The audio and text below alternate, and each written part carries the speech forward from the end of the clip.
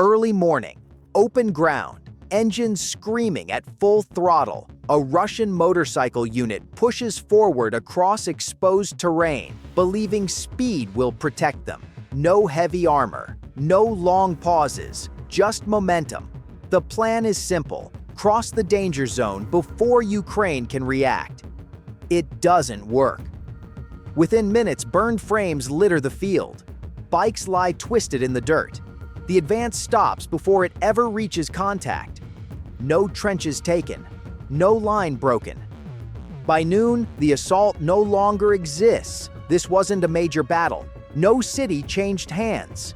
Yet what happened here exposed something far more dangerous than a failed attack. Speed no longer guarantees survival. Above the riders, unseen, Ukrainian drones are already watching. Not striking, not revealing themselves, just tracking movement, direction, spacing, patterns forming in real time. The riders never realize they've entered a space already measured and prepared. What looks like freedom of movement from the ground appears very different from the sky. And once that difference matters, the outcome is already decided. Because in modern war, the battle often ends before the first shot is fired. This assault didn't come out of nowhere. Russian commanders turned to motorcycle units for a reason. Traditional armored pushes were failing long before reaching Ukrainian lines. Tanks were spotted early. Columns were tracked. Artillery and FPV drones destroyed them before contact. Motorcycles offered a different logic. Cheap, fast, expendable. A bike and a rider cost a fraction of a tank crew. They could move along field edges, slip through narrow gaps, and cross open ground faster than drones were expected to react. On paper, it made sense. These units weren't meant to win battles alone.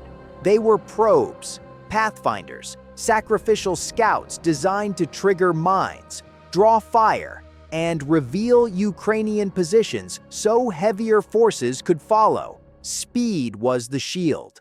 But that logic depended on one assumption: that Ukraine wouldn't see them early. And by 2024, that assumption was already broken. Ukraine didn't need large targets anymore. Drones only needed motion, heat, repeated routes. Once motorcycles began using the same paths, speed stopped being protection. It became a signal. And once a signal is seen from above, it can't outrun what's already waiting. The motorcycles never knew the fight had already started.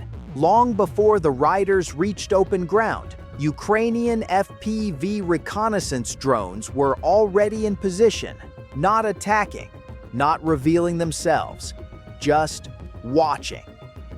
From altitude, speed becomes data. Routes are traced, spacing is measured, pauses are logged. Each burst of acceleration leaves tracks in dirt and dust that confirm where the unit will go next. The column moves fast, but not unpredictably, and that's the mistake. Every turn tightens the pattern. Every rider who follows the same line confirms it. What looks fluid on the ground becomes narrow and exposed from the sky. The drones don't rush the strike. They pass coordinates forward. Sniper teams receive live updates and move before contact. They don't guess where the motorcycles might appear. They already know. This is the point of no return. Once Ukrainian shooters are in place, speed stops mattering. Momentum can't undo preparation.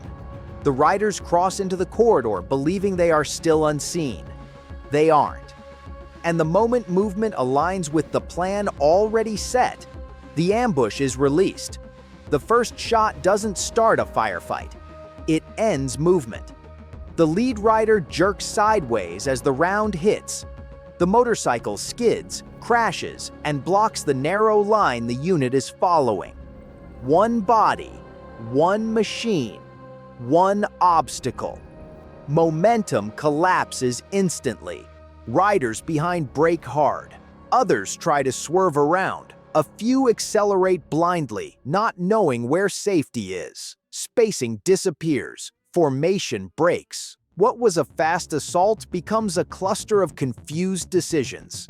That's when the second shot lands. Not random, not rushed. A rider trying to regroup drops. Another slows to look back, exposed too long. Hit.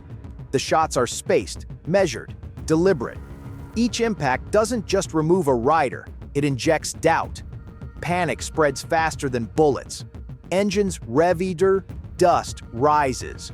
Movement becomes noise without direction. Speed, once protection, becomes a liability. Some abandon their bikes and run. Others freeze, searching for cover that doesn't exist. No one can identify where the fire is coming from. From above, the drones watch it all unfold. The assault isn't being destroyed. It's being dismantled, step by step. This wasn't about firepower. It was about information. Ukraine controlled the sequence before the first shot. FPV reconnaissance drones tracked speed, spacing, and direction long in advance. That data flowed directly to sniper teams and FPV strike operators. No guessing, no reaction, only execution. The Russian tactic depended on speed and expendability. Cheap bikes, fast movement, minimal coordination. But speed only works when the enemy is blind. Here, the low sky belonged to Ukraine. Once movement patterns were mapped, the assault lost surprise. Every rider reinforced the same mistake by following the same route. When the lead bike went down, the entire logic collapsed. Cost matters too. A motorcycle unit erased in minutes costs Ukraine drones and time. For Russia, it costs trained soldiers, morale, and yet another failed doctrine. This is the shift. Whoever sees first decides when movement ends. And in this fight, Russia never saw anything coming. This ambush didn't redraw the front line, but it rewrote the rulebook. For decades, speed was protection. Move fast, hit first, accept losses, break through anyway. That logic no longer holds when the air above you never blinks.